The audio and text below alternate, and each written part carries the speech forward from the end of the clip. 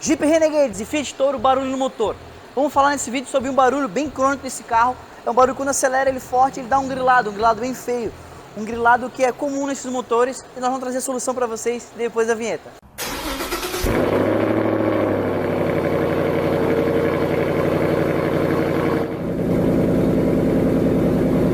Então pessoal, esse carro aqui está com um barulho bem feio no motor. Vamos ver se eu consigo mostrar para vocês esse barulho. Acelera, mas...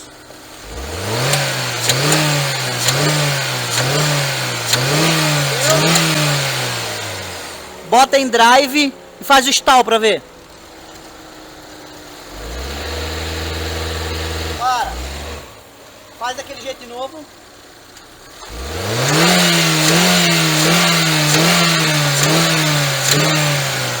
Obrigado. Pode desligar. Então pessoal, esse Jeep Renegade aqui, ele tá com esse barulho de motor, barulho bem feio, vocês viram aqui. Esse barulho ele pode apresentar no carro de vocês em várias situações. Ele pode apresentar em baixa rotação, quando vocês estão subindo um morro e o carro está com baixa rotação, ele pode pode bater pino. Isso é um barulho de motor, um barulho de pino, tá? De pino de pistão ou saia de pistão, como preferirem falar. Ele pode apresentar na lenta. Já fiz um carro desse com um problema que faz um barulho na lenta, com o ar-condicionado ligado, ele ficava batendo até quase morrer. Esse carro aqui fazia em drive, pé no baixo, e fazendo teste de stall também. Que é o que é o teste de stall? Pé no freio, engata no drive, pisa no freio e acelera no máximo. Para ele forçar, esse teste não pode passar de 9 a 10 segundos, não pode danificar o conversor de torque da transmissão automática. E ele faz esse barulho também. Agora não está fazendo. Vamos falar para vocês a resolução desse problema aqui e os possíveis causas, certo? Mas pessoal, antes de mais nada, meu nome é Thiago, aqui de Brusque, Santa Catarina. Nossa oficina é localizada em Brusque, como eu já falei, próximo ao Balneário Camboriú. Se vocês estiverem precisando do nosso serviço, será um prazer ajudar vocês, certo? Gostaria de pedir para se inscrever no nosso canal, ativar o sininho, dar um like aí, tem bastante vídeo bacana para vocês. É um conteúdo que a gente traz aí de maneira gratuita e que a gente quer esse agradecimento. Então, só dá uma curtidinha, dá um like, compartilha aí no grupo dos amigos, no grupo de Jeep, Fiat, sei que vocês têm o grupo dos René aí, beleza? Então, bora lá, vamos achar o problema desse carro aqui. No scanner não tem nenhuma falha que nos mostre um devido problema eletrônico, tá? Vamos conversar um pouco e explicar para vocês o que faz um motor grilar. Um carro desse andando na gasolina, combustível gasolina, estando no mapa do álcool, vai fazer grilar, tá? Vai fazer bater pino de pistão. Por quê? Porque ele vai trabalhar com ponto de combustível adiantado. Esse ponto adiantado faz o motor grilar, porque a gasolina ela tem menos octanagem que o álcool. Isso faz ele aceitar um pouco mais de ponto, tá? Uma gasolina de má qualidade também faz isso. Então assim, ó, o que eu recomendo vocês fazerem aí? Para diagnóstico, existe quesito de diagnóstico. Espera secar o tanque, bota álcool, só álcool, anda bastante com o carro e observa se vai parar o grilado. Se o grilado parar, vocês podem ter um problema aí de ou carbonização em cima do pistão, isso também gera o motor grilar, tá? Vocês podem estar com um problema realmente, o carro estava na gasolina no mapa do álcool, também isso dá para você verificar no scanner, né? Até verificamos ali, não lembro se eu verifiquei, mas vou verificar com o scanner com vocês. Verificamos que ele está no mapa da gasolina realmente e... Pistão carbonizado também gera um motor grilar. Por quê? Porque o pistão está carbonizado, está cheio de carvão aqui. Esse carvão com a temperatura, ele começa a ficar incandescente. O combustível entra na câmara de explosão, quando o pistão vem chegando em cima, ele não precisa nem da centelha da vela para explodir.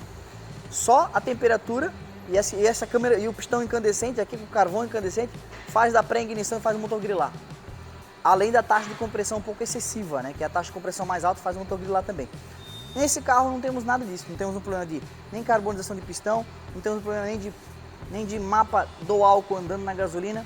Nós não temos um problema de gasolina de má qualidade porque o cliente já botou álcool nesse carro e piorou o barulho. Então aqui nós estamos agora averiguando a situação do motor. O que nós vamos fazer agora, nesse instante aqui? Nós vamos medir a compressão do motor, a compressão relativa. Tá? O que é compressão relativa? Nós vamos botar o osciloscópio na bateria, vamos dar na chave, desligamos a bobina, né? Tá com as velas aqui no local. E a gente vai ver a compressão relativa de acordo com a queda de tensão de bateria. Isso dá um norte bem bom sobre como é que está o estado do motor desse carro aqui. Então, vamos prosseguir com o diagnóstico aqui. Todos os 4 cilindros estão com a vela. Tem que fazer esse teste com a vela. Não é um teste de compressão que se usa relógio, instrumentação, né? Isso aqui a gente consegue fazer utilizando aqui um osciloscópio, usando a tecnologia. Então, bora lá.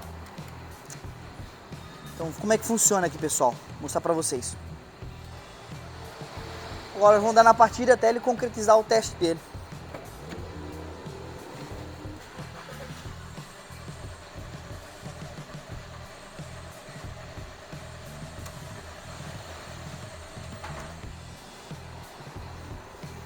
Ó, pessoal, sem olhar isso aqui, ó,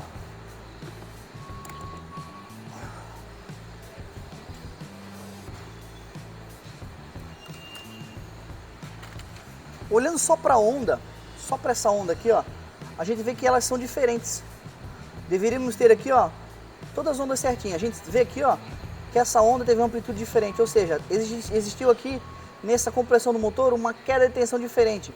E nisso, esse sistema ele calcula o quê? Que nós temos compressão com problema. Ah, Thiago, é o cilindro 1 e 4? Não, não quer dizer. Isso aqui é apenas um demonstrativo de um cilindro, outro cilindro, outro cilindro. Digamos, 1, 3, 4, 2. 1, 3, 4, 2. Pode ser que seja essa sequência, pode ser que seja 3, 3, 4, 2, 1. Não importa. Realmente nós temos aqui, ó, 76% esse pistão aqui, 75% esse, e o resto 100%. Temos aqui um problema de compressão. Agora vamos descobrir se isso é um problema de junto cabeçote, se é um problema de pistão, né? Algum problema de cilindro. Vamos prosseguir no diagnóstico aqui. Então, aqui na nossa Renegade agora, a gente verificou que tem um pouco de deficiência na compressão. E agora nós vamos ver o teste de vazão. O que é esse teste de vazão, pessoal? Vou explicar para vocês. A gente vai colocar pressão no cilindro, certo? Tem esse relógio aqui, já está com ar comprimido, está vedando 100%. Quando ele veda 100%, o ar está entrando, está retendo toda a pressão aqui. Olha aqui onde é que fica, ficando verdinho. Aqui tem a regulagem, eu consigo regular a pressão dele, né? Mas beleza, verdinho. Se essa mangueira estiver conectada aqui, que é o que eu vou ligar ela depois, né?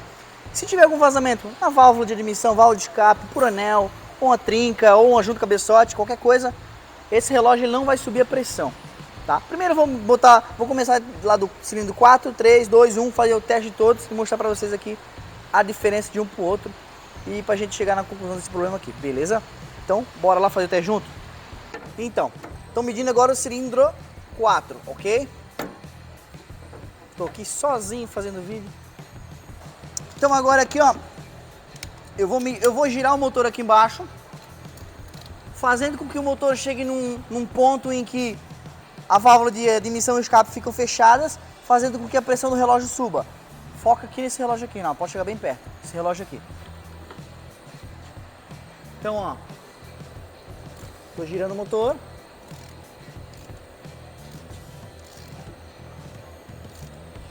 Ó, tô fazendo uma baita força aqui.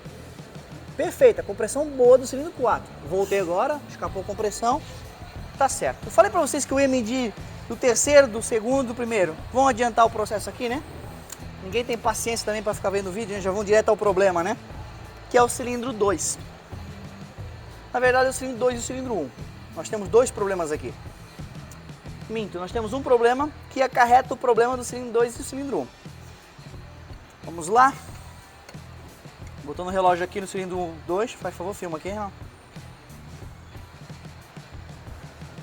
Peço desculpa pela iluminação, pessoal, que já está de noite. Estou fazendo esse vídeo aqui para vocês agora de noite.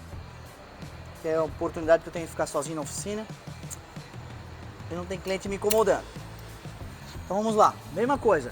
Estou virando aqui. Ó. E ó a pressão onde vem. Mostra o relógio, Leão. Válvula fechada. E observem o barulho que está dando. Agora é o seguinte, agora eu vou mostrar para você outra situação. Faz favor, Reinaldo. Toca ali para mim.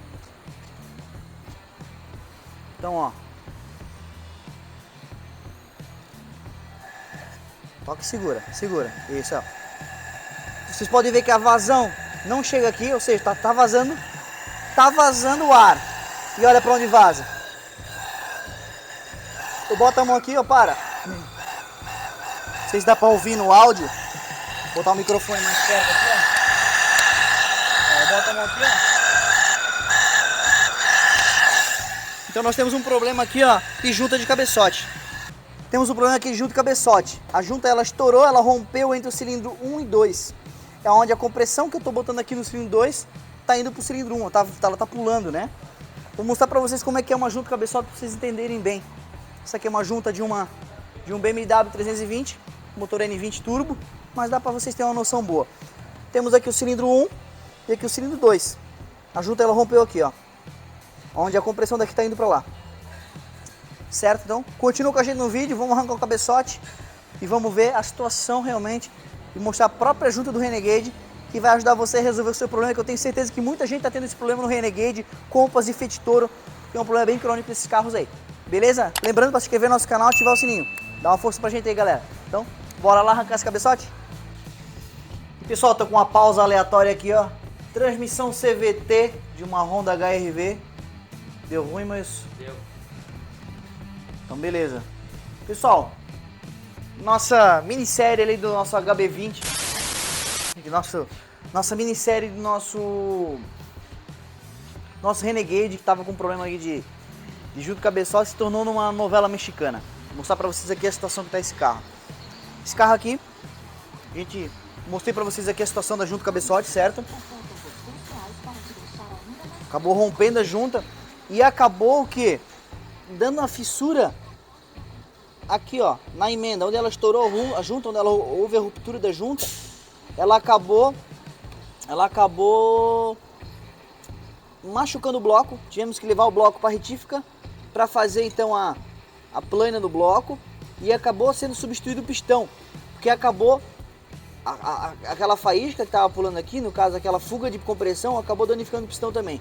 Então acabou que a gente teve que trocar os 4 pistão, tivemos que fazer a retífica completa do bloco, trocar os anéis, tudo certinho, e estamos na montagem aqui, beleza? Então em breve vamos finalizar esse vídeo aí, os testes para vocês.